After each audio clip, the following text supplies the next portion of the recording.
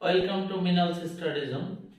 আশা করি তোমরা সকলে ভালো আছো। আজকে আরো একটা নতুন ভিডিও নিয়ে তোমাদের সামনে উপস্থিত হলাম। আজকের আলোচ্য বিষয় নবম ও দশম শ্রেণীর রসায়নের চতুর্থ অধ্যায় অর্থাৎ পর্যায় সারণীর কিছু গুরুত্বপূর্ণ টপিক নিয়ে আলোচনা করব। একটা হচ্ছে পর্যায় সারণীর পটভূমি, আর একটা হচ্ছে পর্যায় সারণীর মূল ভিত্তি। দেখো, আসলে পর্যায় সারণীটা কিভাবে আসছে এই পর্যন্ত, কেন সৃষ্টি হয়েছে সেই সম্পর্কে একটু ধারণা দিব। পর্যায় সারণীটা মূলত সৃষ্টি হয়েছে এতগুলি মূল্য নিয়ে আমরা আলাদা আলাদা এদের ধর্ম বা বৈশিষ্ট্য অর্থাৎ পর্যাবৃত্ত ধর্মগুলি পর্যবেক্ষণ করতে অনেক কষ্ট হবে বা অনেক সময় লেগে যাবে, অথবা শিখতে অনেকটা কষ্ট হবে, যা মনে রাখা সম্ভব নয়। এই কারণে দেখা গেছে যে আমরা এটাকে সহজে যাতে অনুধাবন এবং উপস্থাপন করতে পারি, সেজন্যই তোমার এই পর্যায় সারণীটার সৃষ্টি। দেখো, পর্যায় সারণীর পটভূমি কোথা থেকে শুরু হলো। আসলে সর্বপ্রথম বিজ্ঞানী ল্যাভোইসিয়ে 1789 খ্রিস্টাব্দে মাত্র 33টি মৌল নিয়ে, কতটি? 33টি মৌল নিয়ে উনি কাজ করছেন। তাহলে এই 33টি মৌলকে উনি ধাতু এবং অধাতুতে বিভক্ত করেন। ধাতু কি বিশেষত আমরা এমনি নরমালি বলে থাকি আয়নযুক্তগুলি ধাতু, আর আয়নযুক্ত হলে অর্থাৎ যৌগ গঠনের পর যদি ইলেকট্রন গ্রহণ করে তাহলে সেটা আয়নযুক্ত হবে। তাহলে ধাতুগুলি আয়নযুক্ত আর অধাতুগুলি আয়নযুক্ত হয়। এই ধাতু এবং অধাতু নিয়ে বিজ্ঞানী ল্যাভোইসিয়ে মোটামুটি কিছুটা ধারণা দেন, অর্থাৎ ধাতু আর অধাতুকে আলাদা করার চেষ্টা করেন। এখন একটু খেয়াল করো, বিজ্ঞানী ডোবেরেনার 1829 খ্রিস্টাব্দে অর্থাৎ বিজ্ঞানী ল্যাভোইসিয়ের পরে অনেক পরে 1829 খ্রিস্টাব্দে ত্রয়ী সূত্রটি দিয়েছিলেন। ত্রয়ী মানে 3। ত্রয়ী মানে কি? 3, অর্থাৎ 3টি মৌল নিয়ে উনি দেখছেন যে প্রথম এবং তৃতীয় মৌলের পারমাণবিক ভরকে যোগ করে গড় করলে তাহলে কি পাওয়া যাবে? মাঝেরটার পারমাণবিক ভর বা তার কাছাকাছি মান পাওয়া যাবে। তাহলে একটু খেয়াল করো, ওনার প্রথম ত্রয়ী হচ্ছে এই 3টি। এখানে ত্রয়ী বলতে আমরা 3টি মৌলকে বোঝাচ্ছি বা বুঝতে পারছি। এখানে 3টি মৌল অর্থাৎ দেখো, ক্লোরিন, ব্রোমিন, আয়োডিন। ক্লোরিনের 35.5, আয়োডিনের কত? 127। দেখো, এই দুইটা পারমাণবিক ভর নিয়ে যদি আমরা গড় করি তাহলে কি পাওয়া যাবে? মাঝেরটার পারমাণবিক ভর পাওয়া যাবে। অর্থাৎ মাঝেরটার পারমাণবিক ভর 80 হওয়ার কথা, তার কাছাকাছি মান পাওয়া গেছে এখানে। কিন্তু এটাতে একটু দেখো, লিথিয়াম এবং পটাশিয়ামের পারমাণবিক ভর দুইটাকে যোগ করে যদি 2 দ্বারা ভাগ করি তাহলে কি মাঝেরটা অর্থাৎ সোডিয়ামের পারমাণবিক ভর এটা সরাসরি মানটা পাওয়া যায়। তাহলে আমরা ডোবেরেনের যে ত্রয়ী সূত্র, এই সূত্রটা কি ছিল? যে 3টি মৌলের মধ্যে প্রথম এবং তৃতীয় মৌলের পারমাণবিক ভরকে যোগ করে যদি 2 দ্বারা ভাগ করি অর্থাৎ গড় করি তাহলে কি পাওয়া যাবে? মাঝেরটা পারমাণবিক ভর বা তার কাছাকাছি মান পাওয়া যাবে। আশা করি বুঝতে পারছো। এখন দেখো, প্রথম ত্রয়ী ক্লোরিন, ব্রোমিন, আয়োডিন বর্তমান অবস্থাটা কি? বর্তমান পরিস্থিতিতে পর্যায় সারণীতে কি অবস্থায় আছে সেই অবস্থাগুলি আমরা একটু আলোচনা করব। এটা ছিল প্রথম ত্রয়ী, এটা বর্তমানে অধাতু হিসেবে থাকবে, অধাতু হিসেবে আছে, অর্থাৎ 17 নম্বর গ্রুপের মৌল পি ব্লক মৌল। পি ব্লক মৌলটা আসলে কি জিনিস একটু খেয়াল করো। যে সকল মৌলের শেষ ইলেকট্রনটি পি অরবিটালে গেলে সেটাকে আমরা পি ব্লক মৌল বলব, এস অরবিটালে গেলে এস ব্লক, ডি অরবিটালে গেলে ডি ব্লক, এফ অরবিটালে গেলে এফ ব্লক। তাহলে এখানে দেখো, এই মৌলগুলির ইলেকট্রন বিন্যাস থেকে দেখা যায় যে শেষ ইলেকট্রনটি পি অরবিটালে গেছে, তাই এগুলি পি ব্লক মৌল। এদেরকে হ্যালোজেন বলা হয়। আসলে 17 নম্বর গ্রুপের মৌলগুলিকে আমরা হ্যালোজেন বলে থাকি, তবে এখানে সবগুলিকে হ্যালোজেন বলা যাবে না, বিশেষত ক্লোরিন, ব্রোমিন, আয়োডিন এইগুলিকে হ্যালোজেন বলতে হবে। হ্যালোজেন অর্থ হচ্ছে সামুদ্রিক লবণ উৎপাদনকারী মৌল। এটা আমরা পরবর্তীতে এই অধ্যায়ের শেষের দিকে আরেকটা ক্লাসে হ্যালোজেন সম্পর্কে আলোচনা করব। প্লিজ খেয়াল করো। তাহলে এগুলি হ্যালোজেন মৌল। এবার একটু খেয়াল করো, এদের যোজনী কিন্তু 1, অর্থাৎ 17 নম্বর গ্রুপের সকল মৌলের যোজনী 1। এদের জারণ মান -1। এখন দেখো লিথিয়াম, সোডিয়াম, পটাশিয়াম এই তিনটি মৌল, এটা একটা কিন্তু ত্রয়ী। তাহলে এই লিথিয়াম, সোডিয়াম এবং পটাশিয়ামের ক্ষেত্রে দেখা গেছে যে এরা ধাতু এবং 1 নং গ্রুপের মৌল। এদেরকে এস ব্লক মৌল বলা হয়। আর এছাড়াও এরা ক্ষার ধাতু। ক্ষার ধাতু কেন বলা হয়েছে? মূলত এরা পানির সাথে বিক্রিয়া করে ক্ষার দ্রবণ উৎপন্ন করে বলে এদেরকে ক্ষার ধাতু বলা হয়। এদের যোজনী কি 1 এবং জারণ মান কি +1।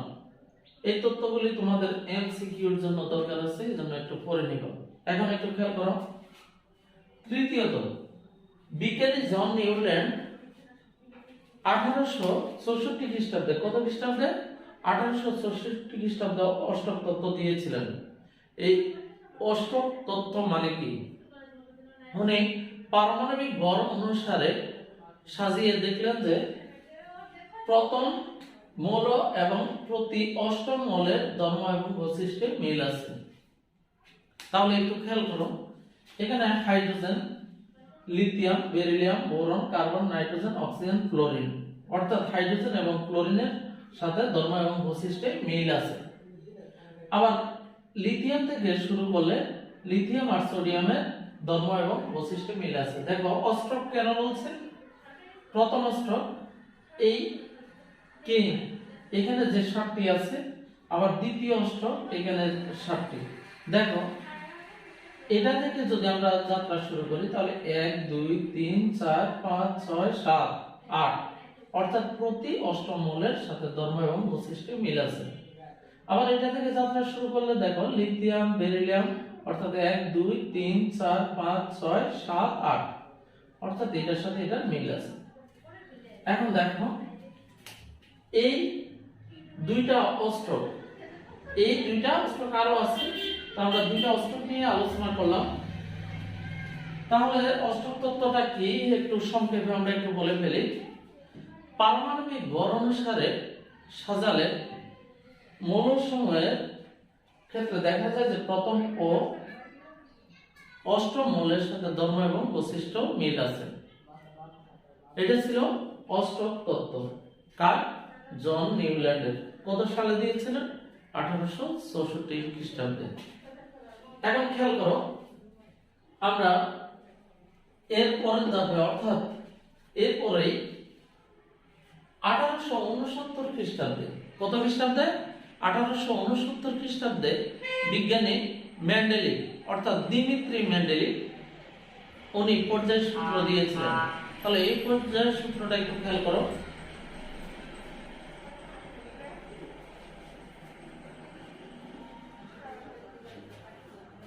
চার নাম্বার,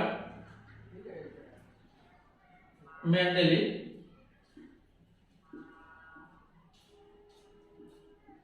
কত খ্রিস্টাব্দে? 1869 খ্রিস্টাব্দে কি দিয়েছিলেন? পর্যায় সূত্র দিয়েছিলেন।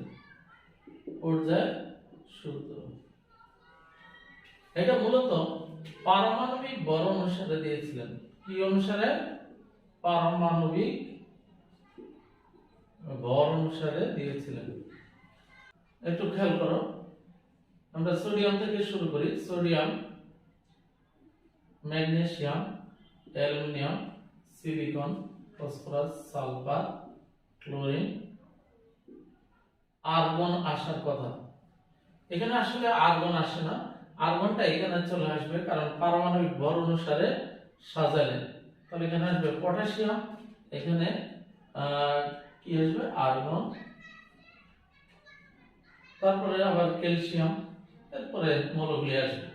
দেখো এখানে আর্গন এবং পটাশিয়াম বর্তমানে যে স্থানটা দখল করে আছে সেটার বিপরীত, অর্থাৎ আর্গনটা বর্তমানে আছে এখানে, এখানে আগে ছিল কি পটাশিয়াম, তাহলে এখানে বর্তমানে আছে পটাশিয়াম, বাট এখানে দেখা গেছে পারমাণবিক বর্ণ অনুসারে সাজালে আর্গন আছে, এজন্য এটা একটা ত্রুটি ছিল। কিন্তু এই ধরনের অনেকগুলি ত্রুটি ছিল। তাহলে দেখো এখানে যে পটাশিয়াম এবং আর্গন পরবর্তীতে এটা স্থান চেঞ্জ করবে যদি আমরা এটা পারমাণবিক বর্ণ অনুসারে না সাজিয়ে পারমাণবিক সংখ্যা অনুসারে সাজাই। তাহলে একটু খেয়াল করো, উনি বিজ্ঞানী মেন্ডেলিভ 1913 খ্রিস্টাব্দে, কত খ্রিস্টাব্দে? 13 খ্রিস্টাব্দে সংশোধিত পর্যায় সূত্র দেন। সংশোধিত পর্যায় সূত্র দেন। এই সংশোধিত পর্যায় সূত্রটা মূলত পারমাণবিক সংখ্যা অনুসারে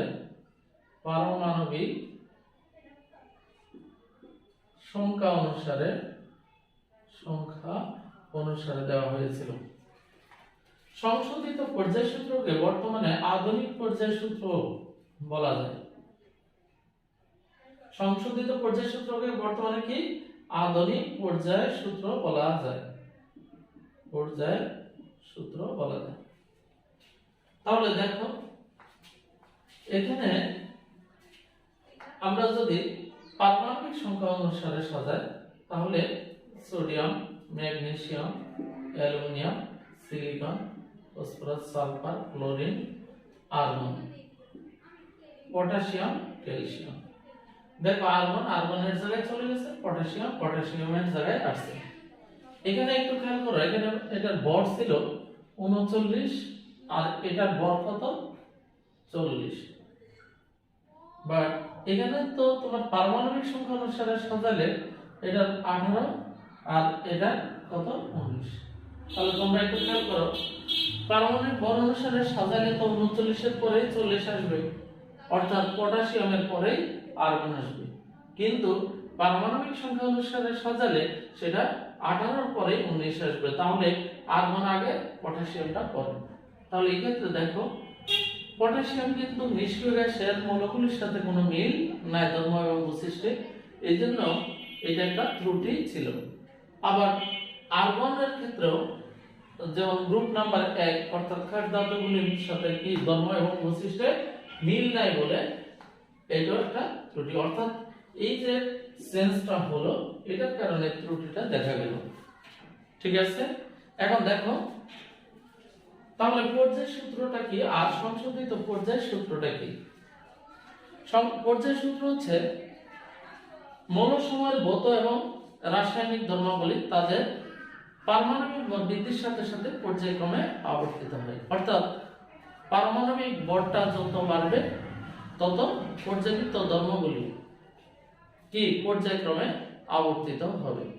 পর্যায়বৃত্ত ধর্ম বলতে আমরা কি বলি, যেমন পারমাণবিক আকার, ইলেকট্রন আসক্তি, তড়িৎ ঋণাত্মকতা, আয়নীকরণ শক্তি, ধাতু ধর্ম, এগুলি পর্যায়ক্রমে আবর্তিত হবে। এখন দেখো সংশোধিত পর্যায় সূত্র তাহলে কি? ওখানে পারমাণবিক ভর অনুসারে বলছিলাম, এখানে কি পারমাণবিক সংখ্যা অনুসারে বলবো। তাহলে মৌলসমূহের ভৌত ও রাসায়নিক ধর্মাবলী তাদের পারমাণবিক সংখ্যা বৃদ্ধির সাথে সাথে পর্যায়ক্রমে আবর্তিত হয়। আশা করি বুঝতেই পারছো। এখন দেখো এখানে যে মেন্ডেলিভ 1913 খ্রিস্টাব্দে, কত খ্রিস্টাব্দে?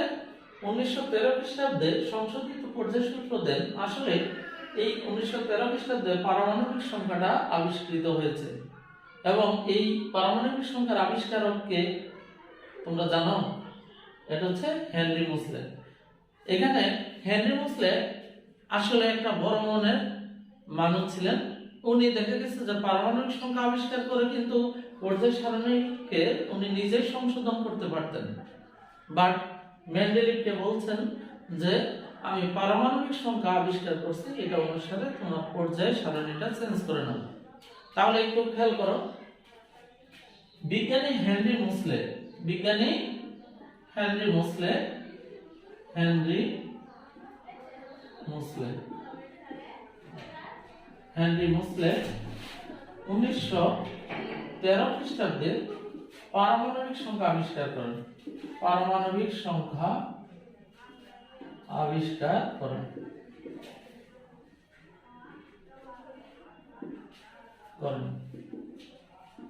আশা করি বুঝতে পারছো। এখন দেখো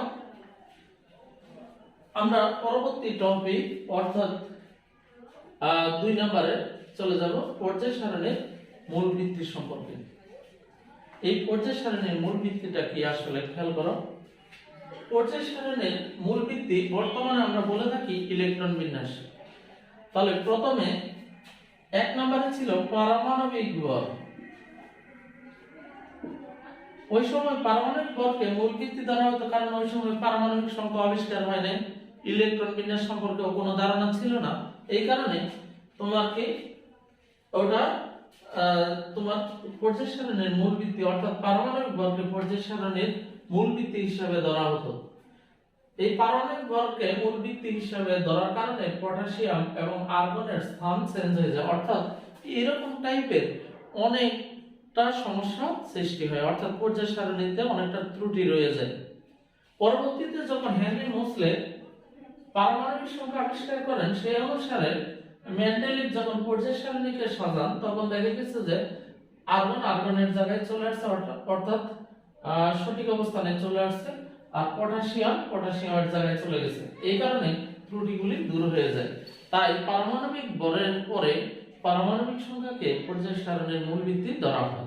যদি পারমাণবিক সংখ্যাকে পর্যায় সারণীর মূল ভিত্তি হিসেবে ধরা হয়, তাহলে পর্যায়ভিত্তিক সকল ধর্ম সঠিকভাবে ব্যাখ্যা করা সম্ভব হয় না। তাই পারমাণবিক সংখ্যা থেকে যে ইলেকট্রন বিন্যাসটা করা হয়, এই ইলেকট্রন বিন্যাস থেকে তোমার পর্যায় সারণীর সকল পর্যায়ভিত্ত ধর্মকে ব্যাখ্যা করা সম্ভব হয়েছে। এই কারণেই তোমার কি পর্যায় ভিত্তিক ধর্মকে যেহেতু ইলেকট্রন বিন্যাস দিয়ে ব্যাখ্যা করা যায়, তাই ইলেকট্রন বিন্যাসকে পর্যায় সারণীর মূল ভিত্তি বলা হয়। আশা করি পর্যায় সারণীর মূল ভিত্তিটা বুঝতে পারছো। আজকে এই পর্যন্ত। আমরা আগামী ডেটে পর্যায় সারণীর যে বেসিক অর্থাৎ গুরুত্বপূর্ণ অংশ, এই বেসিক সম্পর্কে একটু ধারণা দেব। খুদা হাফেজ।